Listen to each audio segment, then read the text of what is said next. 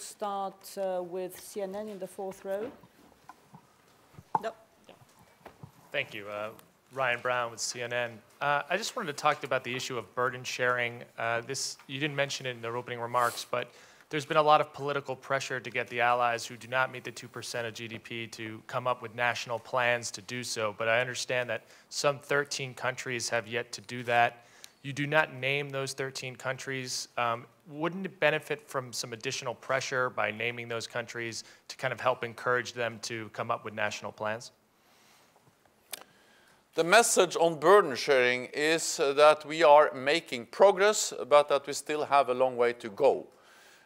We decided back in 2014 to stop the cuts, to gradually increase, and then move towards spending 2% of GDP on defense.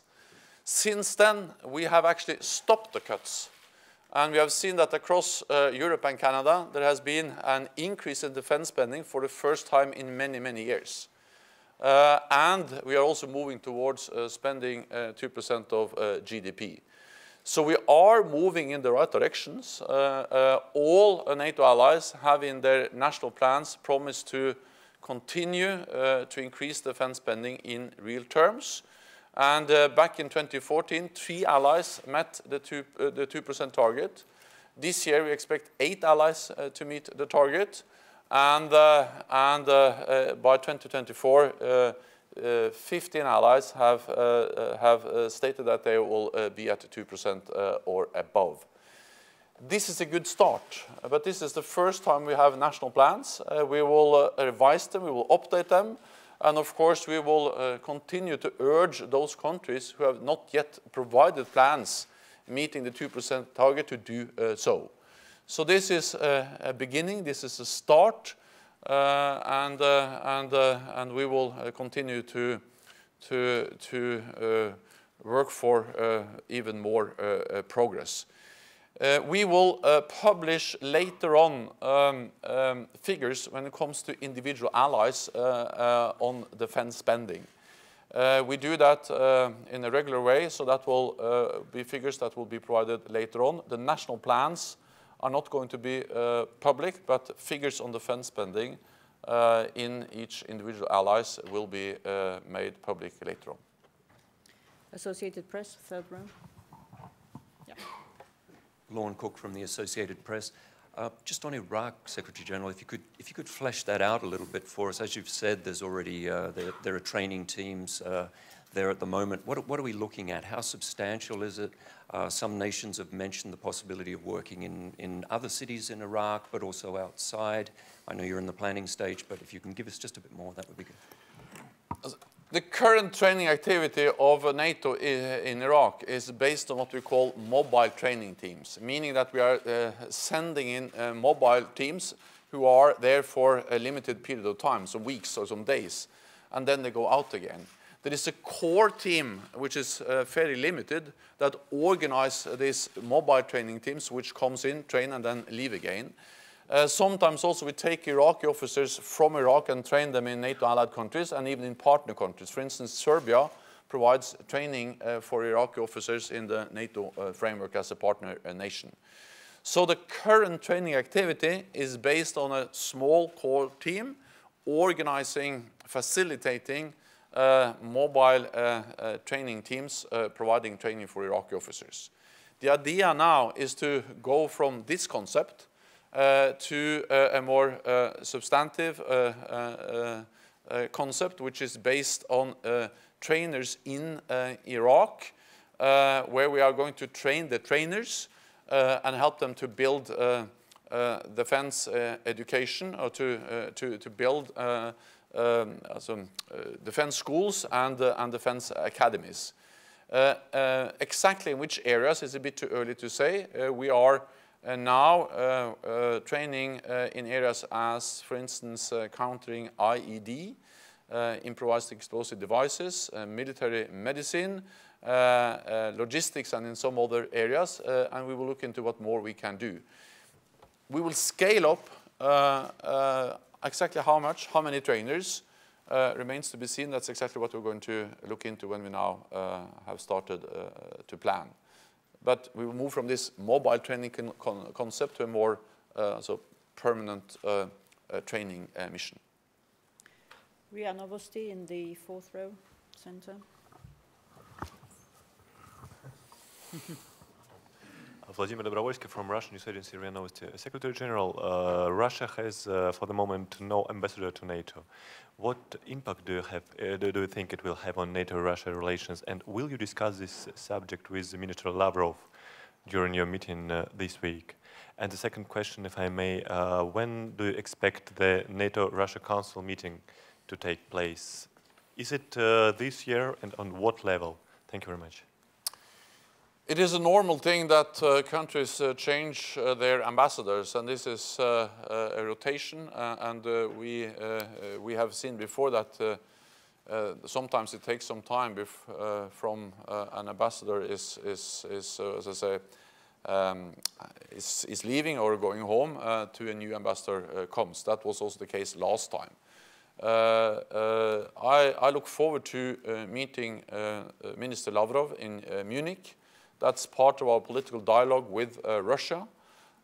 We will discuss many different issues, but I expect us also to address how we can make sure that the NATO-Russia Council can continue to be a platform for dialogue between NATO and Russia. I believe that dialogue is always important, but dialogue is particularly important when tensions are high and the relations are difficult as they are now. And I also welcome the fact that after 2 years with no meetings in the NATO-Russia Council from 2014 to 2016, we have been able to convene 6 meetings of the NATO-Russia Council addressing different issues, Ukraine, but also military transparency, risk reduction, air safety in the Baltic region. We are making some progress on that. Through a Finnish-led expert group, we are looking into how we can develop procedures, guidelines for increasing air safety in the Baltic region.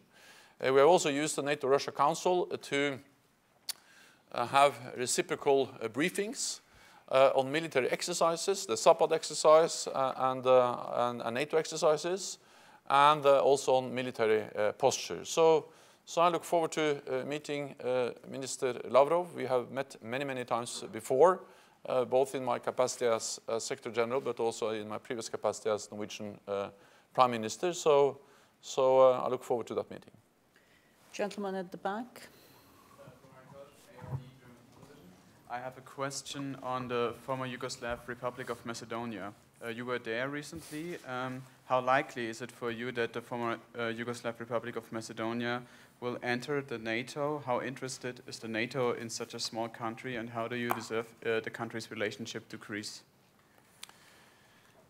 NATO decided back in 2008 at our summit in Bucharest that we will invite the former Yugoslav Republic of Macedonia to become member as soon as the name issue has been solved in a mutual acceptable way. It has not been possible in all the years since then to find a solution. I hope that the renewed initiatives you have seen now can lead to a mutual acceptable solution. I visited recently Skopje. This was one of the issues we discussed. And the government in Skopje, the new government there with Prime Minister Zoran Zaev, has clearly stated that they would like to show some flexibility to try to find a solution. I also recently spoke with Prime Minister Tsipras of Greece, and we have the UN negotiator who has now put forward some new proposals on how to solve this issue, the name issue. I will be very careful speculating about the likelihood of an agreement. This is an issue that has been addressed for more than 20 years, since 1995. And the UN mediator has worked on these issues for many years.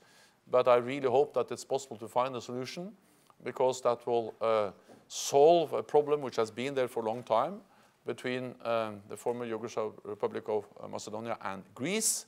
and it will also enable FYROM to become a member of the alliance. So therefore, I urge them to be flexible and to try to find a solution, and also discuss this issue with a Greek defense minister during this meeting. Kabul Times, lady in the second row. Thank you, Secretary. You mentioned that Georgia and also Tunisia is trying to help with the training of Afghan security for the resilient support mission. Is there any deadline for the resilient support mission when it will be done? And also regarding to Taliban, send a letter to US. What's your comment on that for the peace negotiation? Yeah. Thank you.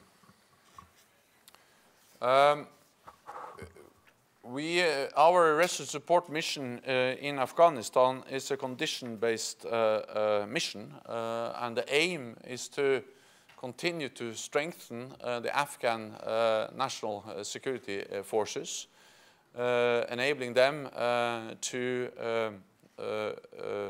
secure their own country and to be fully responsible, as they now are, for security in Afghanistan. And we have seen a lot of progress. There are many problems, and in Afghanistan we see violence, we see terrorism, we see attacks, terrible attacks against civilians recently in Kabul. But we've also seen some progress, especially when it comes to the quality, the strength of the Afghan forces. We have helped to train their special operation forces, the air forces, and also their command and control. And we are now increasing our presence in Afghanistan to be able to provide even more support, not in a NATO combat operation, but to train and help and assist the Afghan forces.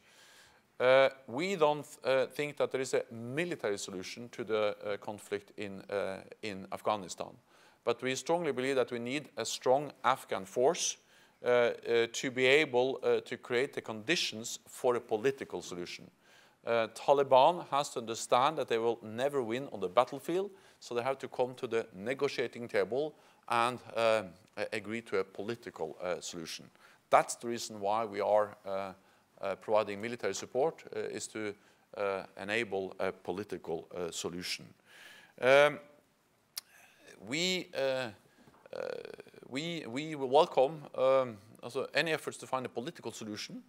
And we strongly believe that this should be an Afghan-led and an Afghan-owned peace process. So therefore, NATO support the Afghan-led and the Afghan-owned peace process, which also, of course, at some stage has to include finding a political solution with the Taliban. But Taliban has to understand that they cannot win on the battlefield. They have to sit down and negotiate. Okay, Reuters. Thanks, Warner. Secretary General, coming back to Iraq, would you favor a limited assignment, putting an end date on the mission, given the experience in Afghanistan and being there much longer than many allies had hoped? And secondly, will you favor a call to the NATO partners, the non-NATO members, the close partners, to help the training in Iraq as well? Thank you. Yes, we will, of course, welcome support from partners, as NATO always does, because that's already the case. We have already partners helping us with training activities in Iraq. I mentioned Serbia, which do some mobile training team activities in Belgrade in military medicine. And I think it's very hard to imagine that we will not welcome that also in the future training mission. I think it would be very wrong if I started to speculate too much about time limits and so on. I think what we have learned from Afghanistan, from Iraq, and from other places is that one thing is to win on the battlefield, but afterwards we have to make sure that we are able to stabilize the country and enable the local forces, the local governments, the local authorities to be fully in charge and to be able to stabilize the country. Therefore, I think that the lesson learned from, instance, from Iraq is that it's dangerous to leave too early, because then we may be forced back in combat operations. So we should not stay longer than necessary, but we should stay as long as it is needed to make sure that we are not forced back in a combat operation. Lady in the third row. Good morning. Maria Psara from Ethnos newspaper, Athens.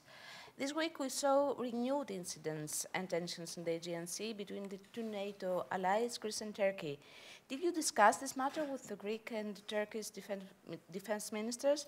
And are you concerned about this tension between the two NATO allies? Thank you. I have discussed and addressed this issue in talks both with the Greek and the Turkish Minister of Defense during our ministerial meeting. We were briefed about the incident in the eastern part of the Aegean Sea involving Coast Guard ships. I also welcome the fact that the two prime ministers have talked on phone, and I urge them to continue to have direct contact to make sure that we avoid similar incidents in the future and to reduce tensions and avoid escalation. Both Turkey and Greece are two valued NATO allies, and of course we would like to do anything possible to avoid any real problems or escalation in the conflict and the tensions between the two countries. Thank you very much. This concludes this press point. Thank you so much.